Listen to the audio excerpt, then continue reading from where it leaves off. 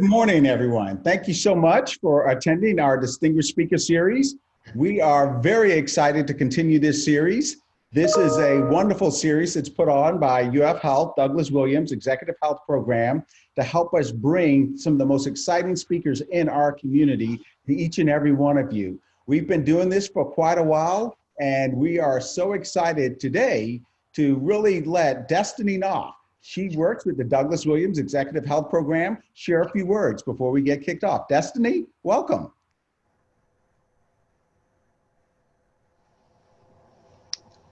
Thank you, Eric. So I'm sure a bunch of you have already heard my spiel, but I'm going to say it again because the more you hear it, the more you know it. So I'm going to begin with, as we all adjust to the new normal of wearing masks and attending these fabulous virtual conferences and meetings, our healthcare is one thing that can't properly be assessed virtually. The COVID-19 pandemic has changed our lives tremendously, giving us fear of doing simple things like going to the grocery store or the pharmacy. The biggest necessity that has been avoided the most due to fear is getting all your annual tests, labs, and physical exam completed. Douglas Williams Executive Health offers the highest level of cleanliness and privacy, providing the opportunity to get your healthcare needs addressed without the hazards and concerns involved in attending appointments in a traditional medical setting. We are a one-day, thorough, individualized, age-specific, and personalized program where you will get all the life-saving, preventative, and early interventional care that may lead or not to you being diagnosed with any life-threatening conditions you may have or be prone to. That's the key. The biggest question, though, that we are asked is why we don't accept insurance. Now, in order for me to answer this, I have a few questions that I want you to think about, and then maybe you can understand. Now, during your last annual physical with your primary care, did you have all your labs drawn the same day of your appointment, get those results that same day with explanation of those results, and any follow-up labs drawn or results because of any abnormal lab results? Now, are those labs that were ordered appropriate for your age? And do you know what labs were ordered? Do you know your body composition and fat percentage? Was an EKG performed during your visit? Now, this is not typical during an annual exam because insurance won't cover it without cause. And unfortunately, it has been something that has saved lives with our patients because we've caught issues during one of our executive health exams. Now, how long was your consult prior to your physical with your primary? And was it performed in an exam room? Can you remember how many different tests were performed during your hands-on physical besides the basic follow the light or follow the finger or hammer on the knee? Did you have a cardiac treadmill stress test performed during your primary care visit? This again is not a test that is typically covered by insurance without cost, but has caught a lot of life-saving issues for our patients. And did your doctor have a fitness trainer and registered dietitian present when explaining the proper ways of improving and maintaining your healthy lifestyle? And if you're a male over 61, was a bone density performed? Now, this is definitely not covered by insurance for baseline screening. Another important thing is during your annual physical, were you fed breakfast and lunch? Because that is definitely offered during your executive health physical. Now, I'm pretty sure most of your answers are going to be no, and that is why we don't bill insurance. We take the time to focus on you and only you the entire day. Your health is our main concern, and that is priceless. Now, don't take my word for it. There is a short video that I'd like to share, and it's a testimonial from one of our patients. It's also on our website, so please enjoy, and I'll send out more information through email once I get the attendee list. Thank you. I'm Howard Hoder, and I'm from Ponte Vedra. I chose to come to the UF Health Douglas Williams Executive Program because it was recommended by some friends of mine who had gone through this program and were very, very satisfied with it. The reason I did it was because I had realized I had not had an in-depth physical in quite some time, and I thought it was time for me to check where I was in life and health. And so I came over and got a terrific physical, one that I had not had in many years. As a matter of fact, I never had a physical as good as this one ever. It's much more in depth than a traditional doctor's program. I mean, it is set up to really go through most of the things that you would do from different disciplines and to check you over on everything as opposed to one particular thing. They were very dynamic in what they did. They took their time, they explained everything to me, they gave me my answers afterwards and to questions I may have had. It was just a great experience. I know I got a lot out of it, and the follow-ups are real good, and I have a good feeling for now where I'm at in health-wise.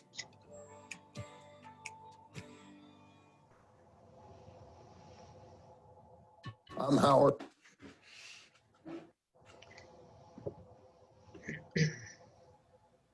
So, Eric, back to you. Thank you so much, Destiny, and thank you for sharing that information from Douglas Williams UF Health program. We are very excited at this time to introduce our speaker today. I have been given strict directions to be very brief, so I'm not going to be as brief as he wanted me to be, but I will be brief. Hey, friends can take certain liberties, but I will be a little formal in the beginning. Dr. Charlie Lane is the University of Florida Senior Vice President and Chief Operating Officer, responsible for overseeing numerous university-wide functions, including information technology, human resources, and the Office of Internal Audit, business affairs, and real estate. He was appointed to this position back in March of 2014. Dr. Lane came from the University of Southern California, where he began working in 1991 and last held the position of Associate Senior Vice President of Administration. Dr. Lane and his wife, Natasha, live in Gainesville with their daughters, Grace and Hope. And I will tell you, we are very fortunate in this community to have someone with the strategic ability, the resilience, the flexibility, the adaptability to whatever may come and approach the university, especially during a time like this. I'd like to introduce you guys to my friend, and I am so glad he's here in our community, Dr. Charlie Lane. Here's Charlie. Thanks, Eric. Very nice of you. Welcome, everybody. I see we've got, looks like 67 or so folks online today, Eric. So thank you. It's a real honor to be here and be part of this, to be invited to speak. So what I'm going to do today is talk to you a little bit about our reopening plans. But Eric, I want to start with our first slide. Ian, if you don't mind taking me there, I want to celebrate a little bit. We'll do this first, and then we'll talk about COVID. I'm going to come back and talk to about some of the great projects we've got on campus right now. We have over $1 billion worth of projects in the works, and I'll share some of that news with you. And then I want to talk about the Hotel Eleo. It's the newest addition to the UF Health Shands campus, and we've got a short video that we'll share with you. I am in it in 2 places, I'm sorry to say, so you'll have to suffer through that with me. And then we'll take some Q&A, Eric. So if you hadn't heard, great news. U.S. News and World Report has ranked us the 6th highest rated public research institution in the United States. So we've risen from 14 back when I came here. I'm not going to take credit, Eric, but this is really a meteoric rise, everyone. And this is just such great news for Gainesville. you see the universities that are ahead of us. The California schools really have held a lock on this for some time. We're competing against UCLA and Berkeley, two great schools, University of Michigan, UVA, UNC, and there we are at 6th. And so we have got our sights set on 5 at the very least. And I just want to tell you that we are tenths of a point away from being in the next slot, but those tenths of a point are very difficult to come by, and we watch them rigorously. So I just want you to be aware of who the competition was. The other thing I want to note there in the upper right-hand corner is UF is making a huge push in the artificial intelligence area. We received a large gift from Chris Malakowski, one of our alums. Chris has given to this initiative to really increase our AI presence. We will, I'm certain, have the strongest program in the United States on this front. And Chris has also given generously to our new data science and information technology building. So he's just been a wonderful donor.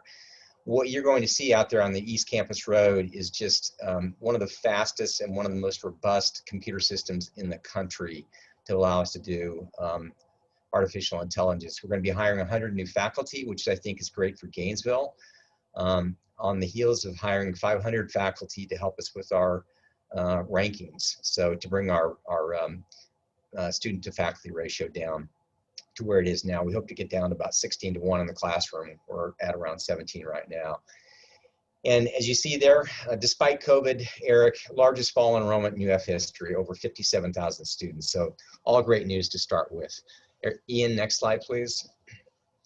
So for those of you who haven't seen it, I want to give you some sense of what our recovery framework has been.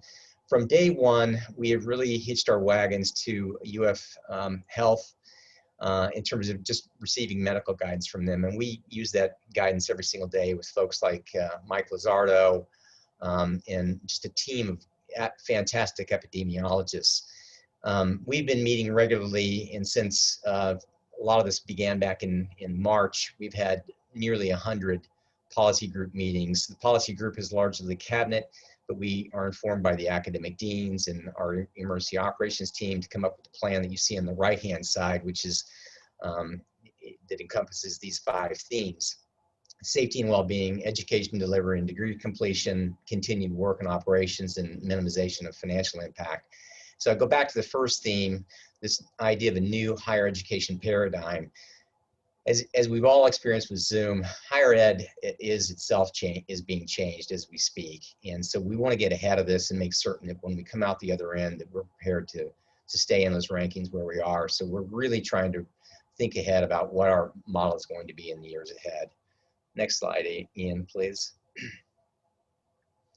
So just a few moving parts here. Back in May, we put up this 10-site location where we can do testing. It's one of the biggest in the state of Florida, probably is the biggest, and we are still using this site, and in fact we'll be using it for flu vaccines, and when we actually get a vaccine for COVID, we'll be using it for those purposes as well. It's in the Phillips Performing Arts Center, and we can test up to 1,000 people a day with this at this site. Next slide, please. We've got the capability to clean our classrooms and other spaces to a really high standard. This is an electrostatic cleaning system that we have, but I want to assure everyone that all the spaces are being cleaned to CDC standards, and they have since the beginning that we began responding to COVID. Next slide, please. Masks, you probably see a few of these around town. I hope you do. We've given out at least 2 of these to every one of our students, and we've ordered another 50 or 60,000 to give out to our employees. So you're going to see these a lot around Gainesville. Get used to it. I think in total we've ordered about 160,000 of them. When we began purchasing masks and equipment, which I'll talk about more in a minute, I think we purchased initially about 1.5 million disposable masks. So I would say in total we've purchased nearly 2 million masks to give out to keep people safe. Updates, we update our campus daily, and these come out from HR, and you get a sense of the kinds of things that we cover. So we've really tried to keep our campus community involved and aware of what's going on through these updates. Next slide, please. See a lot of signage that's very consistent across campus. We wanted to make sure that each college communicated in the same way, and that we did it consistently across all the administrative units. So you'll see signs that look very similar across all of our buildings. Next slide, please. Directional flow signs in buildings. Next slide, please. And then even a "What's Your Hand Washing" song, 20-second version. So you get the idea, but we're really trying to get a consistent message out across campus. Next slide, please. So this was the blueprint, basically the main rubrics that we used to create our blueprint. And on June 23rd, Joe Glover, the provost, and I went to the Board of Governors and presented this plan that consisted of these elements. You'll notice that we are very focused on things other than just our campus environment. We're very concerned about keeping things safe within our community.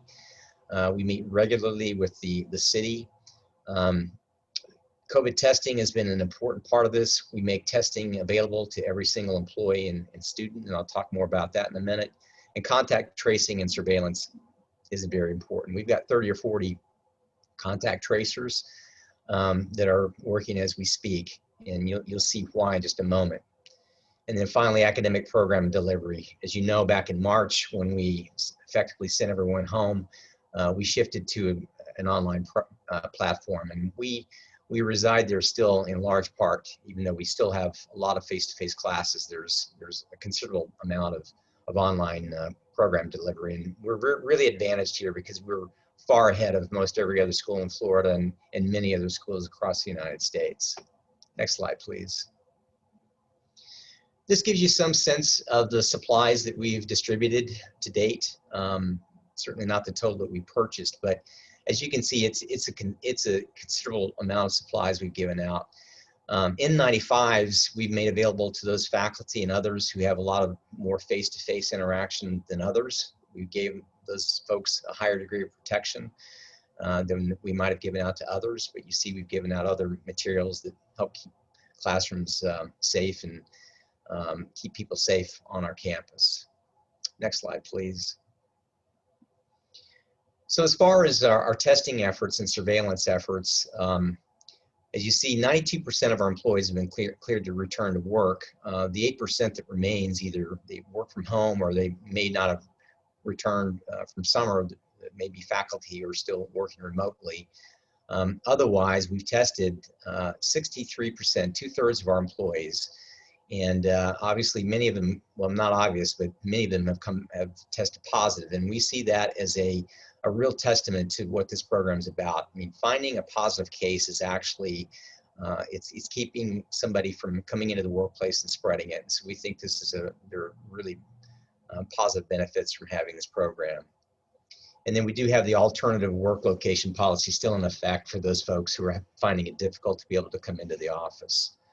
Next slide, please. Our students, again, record enrollment. Not as many of our students signed up, opted in for the testing. They've all been screened. They've gone through a screening process, but only about 40% have opted in for testing. Now, we've done a lot of surveillance testing since then, or in addition to this. So you'll see that a number of students have been tested once we found that there's been a positive case in a dorm or in a fraternity or sorority. So we find this, we think this is a really positive attribute of our testing program. Next slide, please. Our residence halls. Back in July, we gave our students an opportunity to opt out of their housing contracts. And so on July 15th, a number of them did just that. Doesn't mean they just decided to go home. Some of them may have wound up in an apartment near campus. We do know many of our students have returned to Gainesville. But we've got about a 73% occupancy in the on-campus housing for the undergrads and about a 76% occupancy for the graduate and family housing. So right now we have about 2,400 beds on campus that are available, and we've set aside 624 of them for quarantine and isolation purposes. That's a really important thing to note. Many universities that had to send students home or dramatically change how they did business had to do so because they didn't have quarantine and isolation beds. And you'll see in a moment that We've only tapped a portion of this, so we feel like we're in a really good place despite the fact that we've had a number of positive cases. Next slide, please. So these are some of the sobering numbers that you'll see, and they're all publicly available. 303 employee positive cases since March, nearly 1,400 student positive cases. I talked to Mike Lazardo this morning. We're seeing about 100 cases a day that come back positive. 80% or so are students, 20% are employees or affiliates of the university. And again, 350 or so UF affiliated cases between September 10 and September 16, that 1 week alone. And we've quarantined now about 1,100 folks or isolated them who may have been in contact with someone who was positive. So that contact and tracing program has really been important to keep folks out of a space where they may spread the virus around to others. So I just want to share those numbers with you. They are a little sobering, but the truth is we feel like we've got a really good handle on it. We've got good ICU bed capacity in Shands, and those are triggers that we need to pay close attention to, but we feel like we're in a really good space with where we are. So don't let the big numbers you hear frighten you. As I said, I think we're in a much better space than other universities right now. Next slide, please. On the student side, our pantry continues to be very active, giving out just all kinds of food to students who need it, and even those who are now in quarantine or isolation spaces. A number of students are finding they need to use the counseling and wellness services, and I think that's going to increase quite a bit. We're seeing changes in behaviors in our students, and I know we've all experienced this even in our own homes and community. I think there's going to be a growing need for this. Giving out about $2.6 million in aid to our students, and I think that's really been a testament to some of the donors and others who have contributed to this fund. And 39,000 of our students have participated in some sort of a virtual event since we began. I know that's going to increase in the weeks ahead. Next slide, please. So here are the enrollment numbers. I think something really to be proud of. Start there in the middle. You see the top increases by college. Health and Human Performance had a banner fall semester, a 13.5% increase. Ag and Life Sciences and Business. You see the enrollment on our main campus is at 53.6 or so. UF Online has had a big increase, maybe not a surprise. And in the undergraduate ranks, we saw a slight increase there. Graduates, a pretty good increase. I'm really surprised and pleased by that. And there is where you see the decreases in the professionals just slightly, and then in the international population, which didn't surprise us too much and probably shouldn't surprise anybody on this call. We're hoping to grow those numbers back up. So let's go through a few of the projects. Again, really great news. The Florida Ballpark is probably just about ready to open. It's substantially complete. This has been a wonderful addition to the southwest side of the campus. And we're really seeing that part of the campus develop as we'd hoped for in our master plan. And if you look out there toward the right field line, you'll see a road that's going through on the top edge. That road is going to punch through into Archer to provide another way of ingress and egress to and from the campus. So we're very excited about that. We've got $8 or $9 million worth of road work going in on that side of the campus. Next slide, please. So what was the old ballpark is soon going to make way for the Florida Football Training Center. This project is not quite, we're not quite sure when it's going to begin right now. We're trying to figure out some funding issues we've got just because of the hit that UAA has taken, but rest assured this project will go in the months ahead. It's going to be a great addition to the campus. Next slide, please. The soccer facility and lacrosse improvements are going to be going in as well, due to start hopefully sometime in the spring or the fall rather. So next slide, please.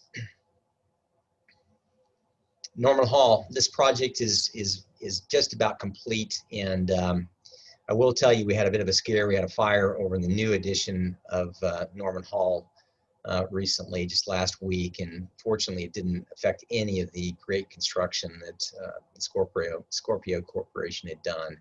So this is going to be a beautiful addition, and I hope you all will have a chance to go through there. This was long overdue in the College of Education. Next slide, please.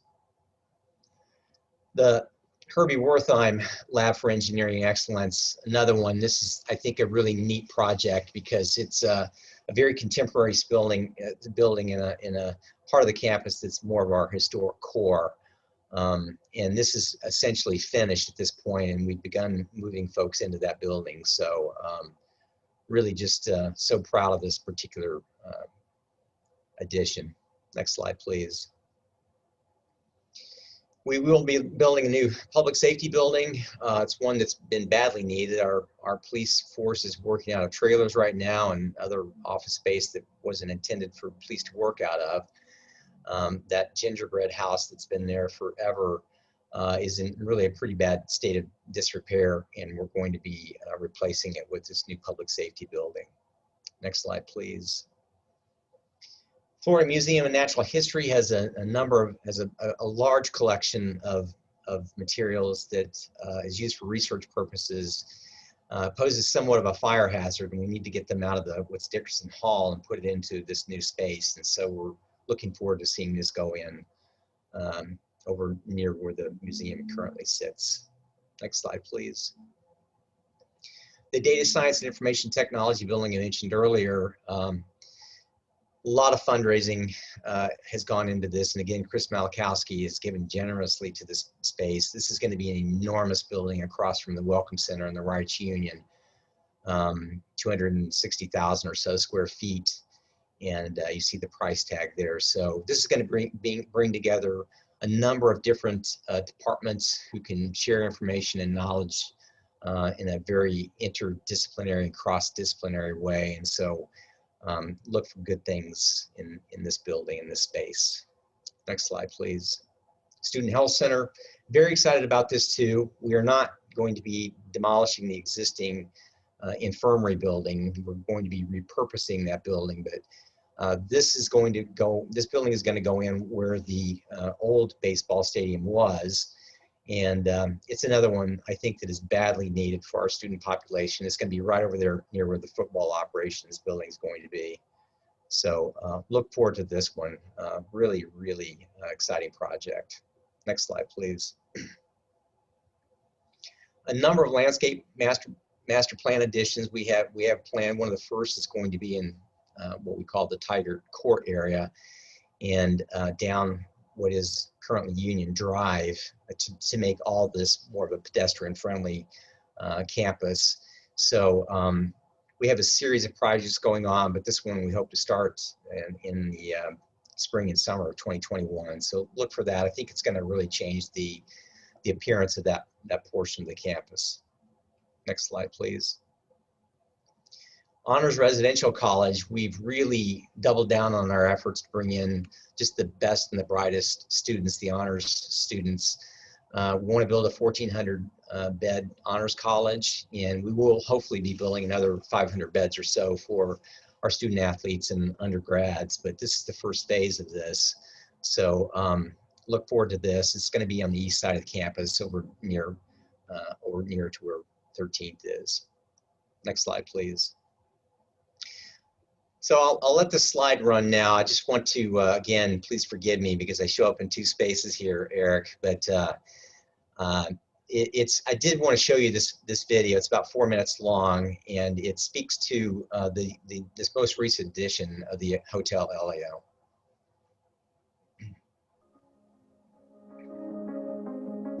Hi, I'm Charlie Lane, Senior Vice President and Chief Operating Officer for the University of Florida.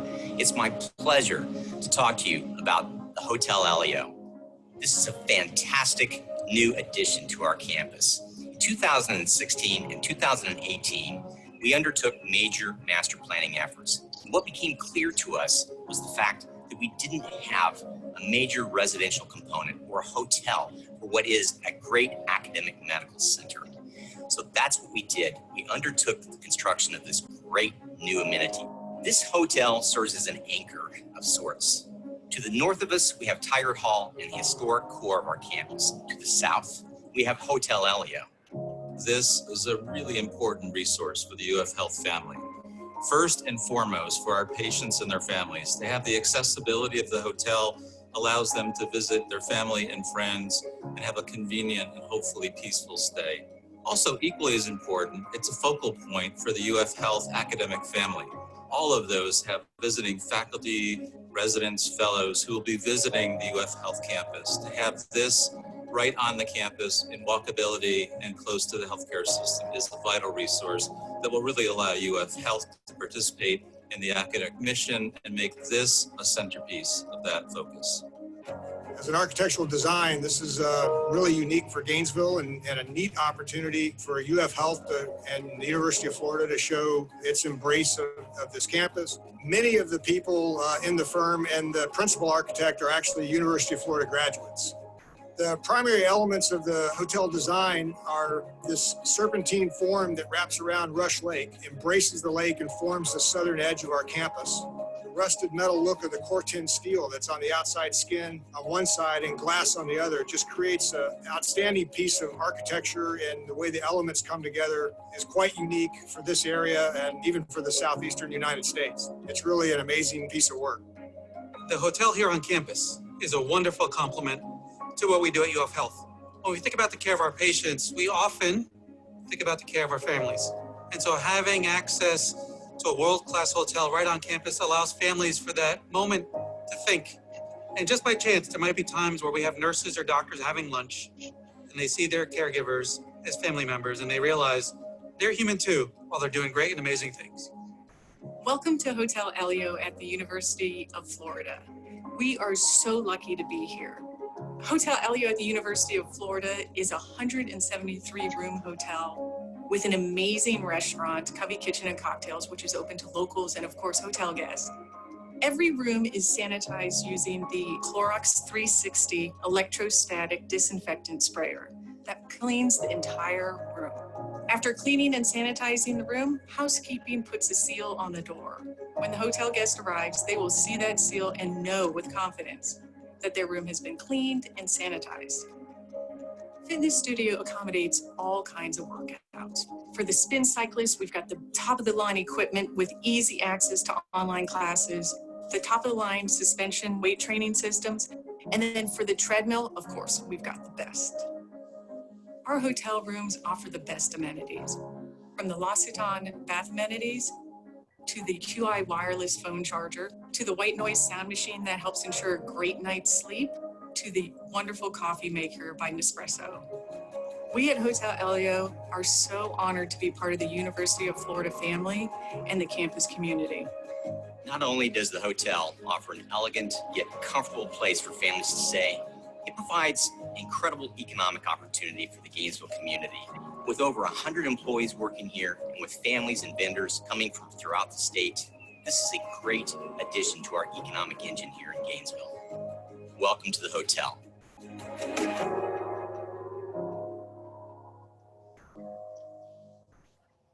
So sorry for the plug, but I thought it was important that everyone get familiar with this hotel. Eric, I really do think it's a great addition to Gainesville. Start with that, but it's just a great addition to the campus, and we're really proud of it. I'm going to close today, Eric, just by, I will address whatever questions that have come up in the chat. There have been a couple anyway that I think are really good. But I just want to close today by saying that, I've been in Gainesville now for 6 years. Hard to believe. My wife and kids love it here, and we certainly plan to stay longer. There's so many aspects of our master plan that I want to see accomplished, and I just want to remind everybody that how important their leadership is at this time, Eric, because there are a lot of folks out there that are suffering, and as difficult as it is doing business in this fashion, let me tell you, there are folks that I think are struggling a lot more than anyone on this call, and it's so important that we keep that in mind and that we just keep focused on the future. We don't plan to stop at 6. Our goal is 5, it's 4, it's 3, and so on. So you got to look forward to the next day, and we're still planning for to do the things that we think will help make this community great. I just hope all of you are doing that. Just the smallest thing can make a difference in someone's life and in this community. And I just appreciate and respect every one of you on this call. So thank you for joining me here. There was a question in the chat about reputation. Did our involvement in the community factor into the reputational score? The reputational score in U.S. News and World Report is worth about 20%. It's an enormous amount of the ranking, and we are doing everything we can to adjust that. This is where just a tenth of a point or a couple of tenths of a point can make a difference. But you won't believe how difficult it is to get that marker to move. We have been able to move it by tenths of a point in the last few years, and we're going to continue to do that. But some of the other schools are doing this as well. You see those UC schools that are just planted in there. Part of the reason why is those top 5 have been top 5 since the beginning of U.S. News and World Report, and it's very difficult to move them because they ask in the reputational score for the presidents, the provost to vote on other universities. And it's so stuck in their mind that these are the top 5. That's why it's difficult to move them out. But it's things like the AI initiative that's going to really cause us to, I think, eventually, hopefully next year, rise that final notch to get in the top 5. Ken Cornell asked a good question. He heard that we were thinking about furloughs. We want to be in a position organizationally that if we had to take that measure, we could, which is why we've introduced this into discussion recently. We hope to avoid furloughs. The question was, is that going to affect the AI hiring? The answer to that is no. Is it going to affect the hiring, the completion of those 500 faculty we plan to hire earlier? No, is the answer to that. Our trustees want us to be very focused on those faculty numbers. We obviously don't want to see others have to take any time off, any kind of a furlough, but I can tell you right now, we're going to be very focused on making sure that we keep our faculty numbers where they need to be to keep this ranking up. So Eric, I'll pause there and take any questions that anyone might have. All right, well, Charlie, that was incredible. And Melissa, do you have the questions? I do, Eric. Thank you. And again, welcome, Dr. Lane. Thanks so much for being here. The first question that I'm going to ask you also came in through the chat from Steve Kalishman. What is UF doing to increase international enrollment? Yeah, I may not be the best person to answer that question, Steve. I can only tell you, we have really tried to make certain that if there have been any kinds of regulations or other kinds of things that could affect international enrollment. For example, at one point in time, there was discussion about the need for our international students to spend a certain amount of face-to-face time with their faculty, and we were able to work around that to make sure we kept our international enrollment as high as we could. We're going to continue to do that.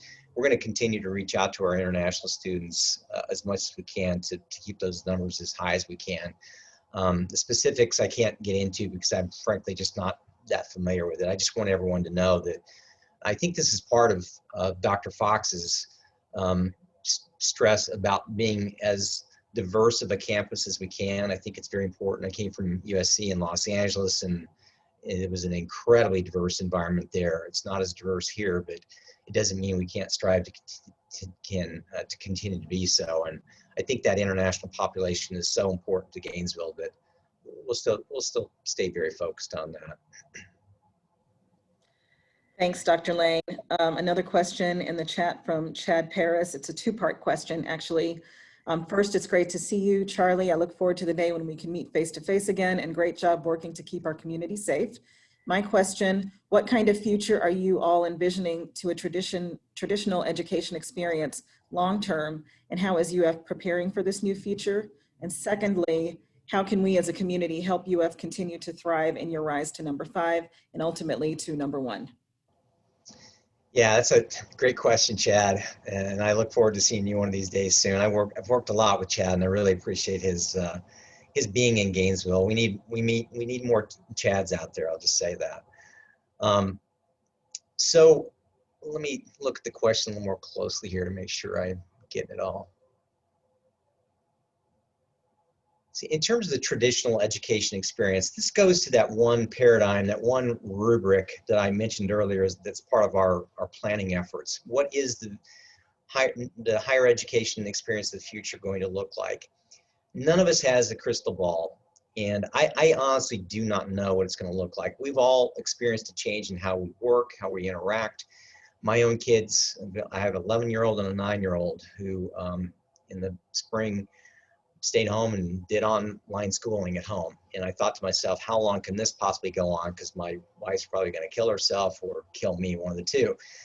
In any event, we've all experienced that. Many of us have experienced this. And so multiply times thousands, and this is what you have in the way of how are we thinking about education in the future. We're getting a lot of pressure to have as many face-to-face interactions, face-to-face classroom experiences as possible. Parents want this, students want this.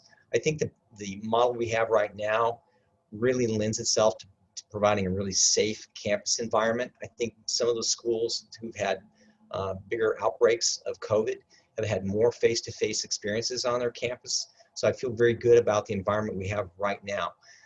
Do I think that in the future we're going to see more and more online learning? Not necessarily. We did see, however, a big increase in our online learning. If you look at the enrollment numbers, a lot more students enrolled in online programs. Whether that was a factor or function of COVID, I don't know. But I just think as a society, we are learning more about ourselves as a result of this. And I think you'll find that there are some people who actually thrive in this mode more than they would in a face-to-face experience. And therefore, we may in fact see more students gravitating toward this model, more faculty gravitating toward this model as well. A lot of the faculty who transitioned to online training, online instruction in the spring had never done online instruction. And they may find that they actually like that and thrive better in this environment than they do in a traditional face-to-face environment. So I think there are a lot of factors that go on here. I think that UF is going to strive to remain a very strong residential campus. I don't think that's going to change. As you saw, we still have plans around our housing master plan to keep our residential component strong. In fact, to grow it slightly for the honor students. So that's a very long-winded way of saying that I think some things may change, but overall that I think that UF is going to try to maintain much of what has brought it to this success point thus far, but to remain mindful of all the other things that are going on in the learning environment. So then the question was, how can we as a community help UF continue to thrive in the rise to 5 and ultimately number 1? Thanks, Chad, for that. I've said for some time that I think that to a large extent, where Gainesville goes, UF goes. We have to make certain that whatever moves UF makes, that it is in lockstep with the city of Gainesville. And this is one reason why I'm a big proponent of really trying to see our downtown Gainesville thrive in the way that I think it can. And so I'm pretty heavily invested in looking eastward to make certain that we can do everything we can to do that. I think that when people fly into the airport and then they eventually go downtown, that reflects to some extent on the campus environment. And so I just think as a community, the more we can do that, the more people are left with a positive impression of UF. I mean, if you go to other great college towns, part of what causes these presidents and provosts who vote in the reputation score is affected by their experience of being in that particular city. So in general, I just think it's important that we, as a community, think about what we can do to make the entire, all of Gainesville and Alachua County look good for those, look appealing for those who are voting for these rankings. Thank you, Charlie. Next question is from Sam Goforth. The UF COVID dashboard today shows 650 students testing positive. It also shows 545 students testing positive at the Student Health Center. The question is, are the 545 included in the 650 total, or do you add the two together to get the total students testing positive? Yeah, we've had a lot of questions about our boards, and we've made some changes. I don't know if they've been announced yet or been rolled out yet, but we hope to clarify that to some extent. So the numbers you see through this Screen Test and Protect program are a total look. The folks who show up at Student Health Center are wound into those numbers. And I don't recall, now that I think back about the presentation, what exactly I said about the positive cases we've had. We have in our Student Health Center, what you'll see is a positive rate of around 25% or so, 26%. Many of the students who show up at our Student Health Center are symptomatic, so we would expect them to be, many of them to show up positive.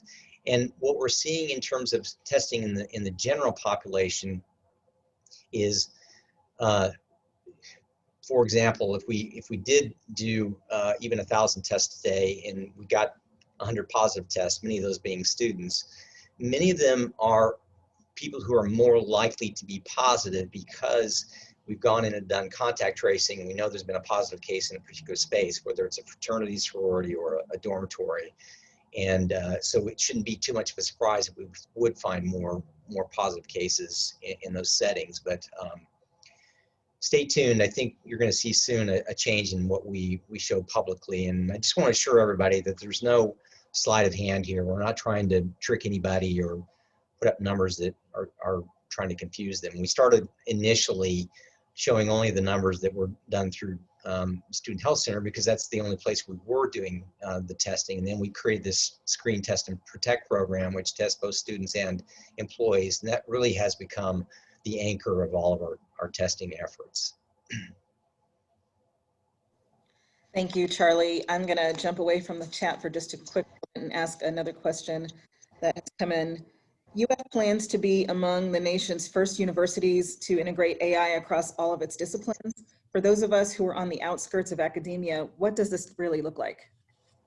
Yeah, that's a really good question. So what many universities historically have done is when they create a new program in any one field, they park that program within a particular college, one domain. And that becomes the hallmark of that particular college. Many people might look at an AI program and say, well, it looks like it should be parked in an engineering, college of engineering.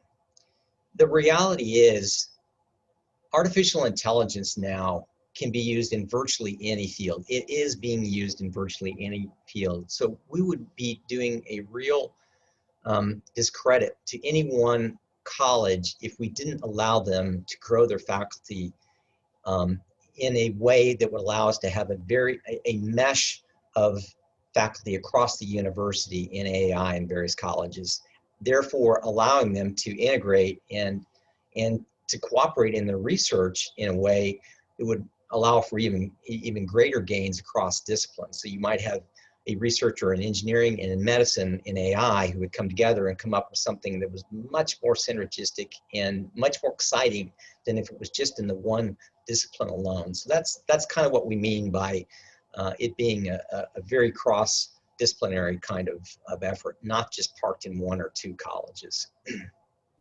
In fact, of the 100 faculty, Alyssa, that we plan to hire, I mean, we're going to parcel these out to the various colleges, but imagine that among 16 colleges that we have, seeing each college having at least 3 or 4 or 5, 10 AI faculty in that particular college, if not 20 or 30 in some.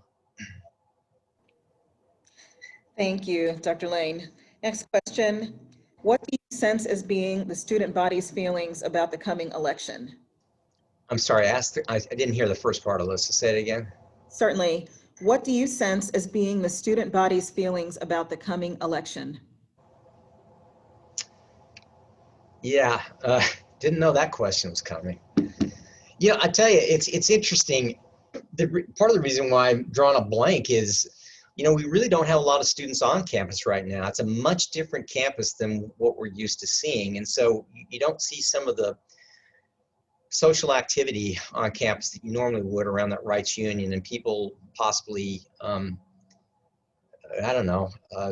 campaigning for one party or another. I think that our students, if I were to guess, they're always looking for things that will make their lives better and everyone's lives better. And so to the extent that they feel like the current party is not doing that, then they may very well be thinking, well, we need to look for another party that will do that. I don't know, but that's always going to be the case. And that's not to disparage or say anything negative about one party or the other. I just think that that's the nature of our students. Students are much more prone now to use social media to get their points across. And so that may be a better place to find the answer to your question than it is to ask an old guy like me kind of what I think they're going to be saying or thinking. Thank you. What do you believe are the university's single greatest challenge and most promising opportunity?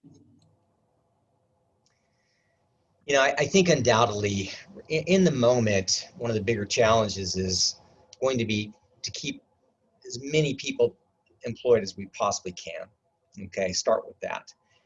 I think that funding is always a challenge to a public university, research or otherwise. We are blessed in that we had over $900 million in research expenditures last year, and that's just fabulous. We're trying to get to $1 billion, but that's a lot of money, obviously, and all these things factor into our rankings. But the legislature has been very generous to the University of Florida, and I think that.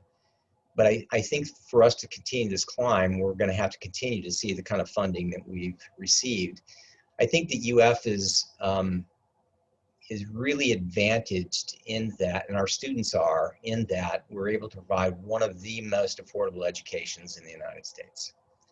There's just no question about that. Our students come out with much less debt than any other students around the country, and good grief, they're getting a fantastic education. So, and many of these kids could go to a lot of other schools than the ones they're going to right now. So I think that's, you know, as far as challenges go, the challenge is to keep that tuition as low as we can, but at the same time pursue a lot of these other things like some of the building projects that we showed.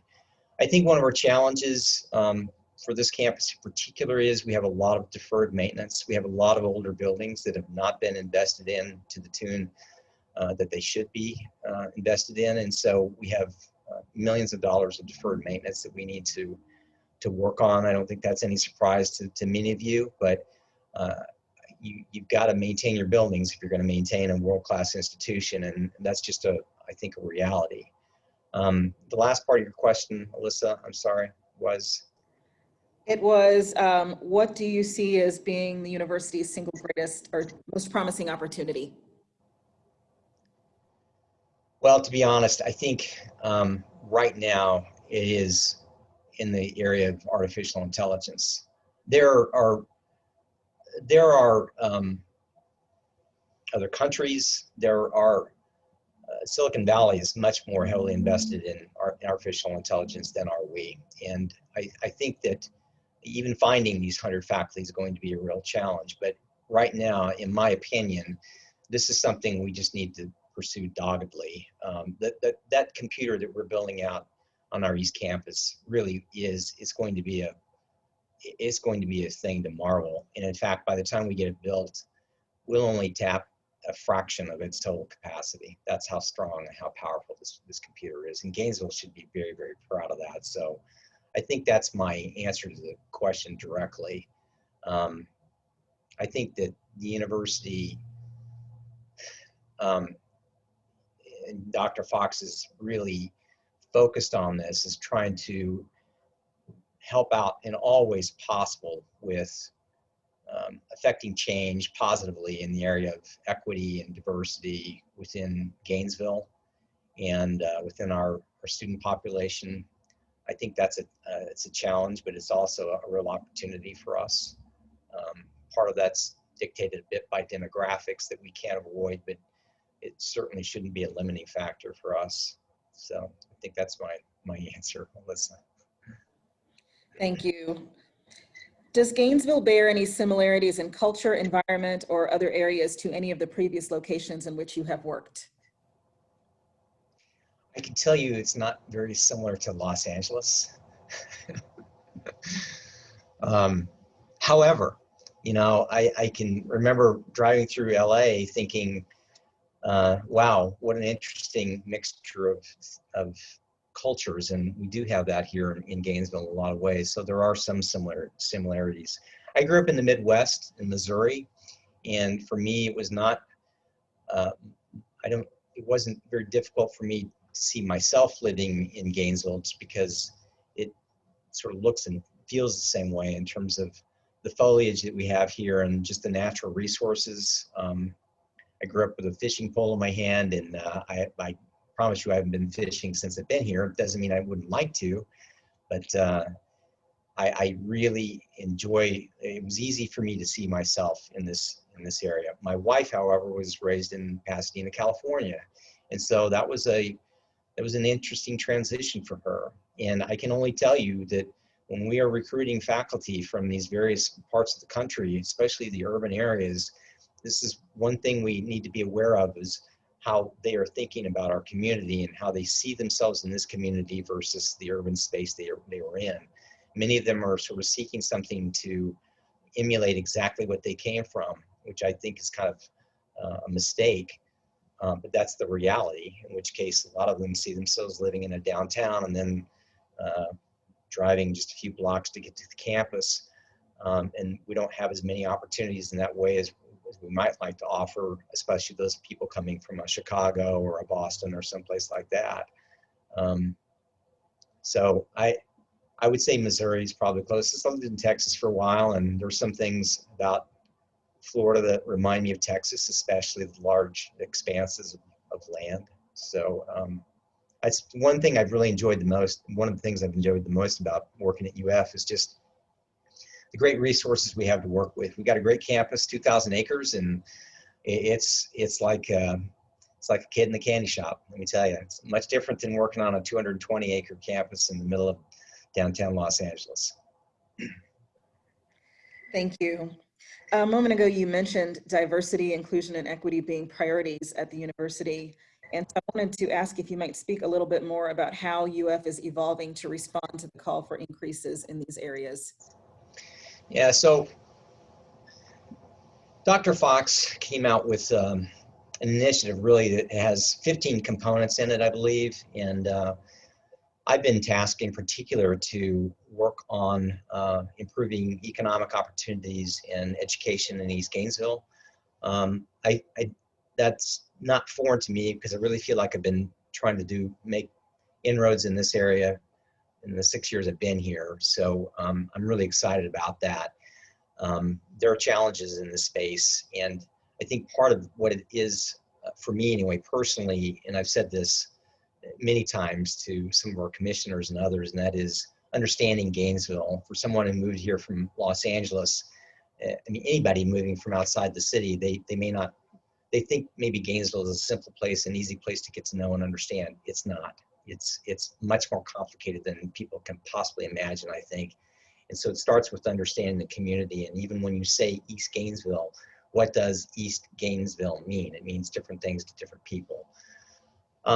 I think that the other thing I will just tell you is, as far as these 15 initiatives go, because I can't answer the question specifically, I can only tell you that we're meeting weekly to talk about progress on these 15 initiatives. That alone, I hope, would convey to anybody that we're very focused on trying to make differences in these areas that Kent has spelled out for us to focus on. Thank you. So, when the pandemic is over, what is the first thing you plan to do personally? You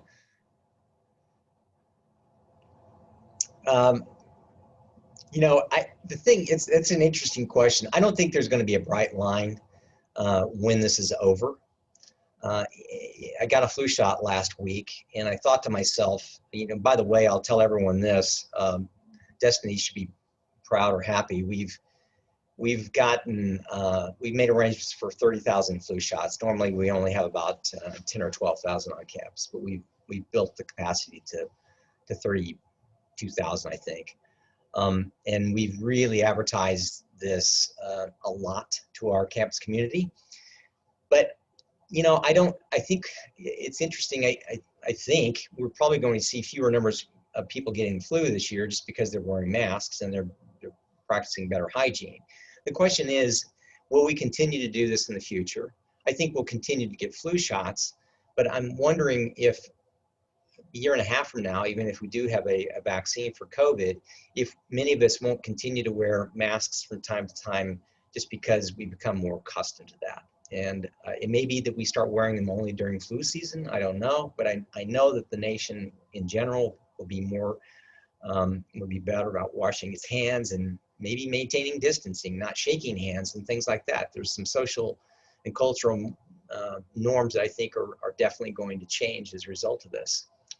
I frankly have not been able to play golf in forever anyway, so I don't know that it's going to change much, but I guess if I did anything, unless I'd like to go out and play a round of golf, but I don't know that it has that much to do with COVID as it is me just finding time to do it, and I don't have enough of it, unfortunately. Thank you. What are you reading right now? A lot of kids' books. Yeah. My sixth grader has a number of assigned books. I read Hitler's Canary last year, which was an interesting book. A lot of really great stories in that.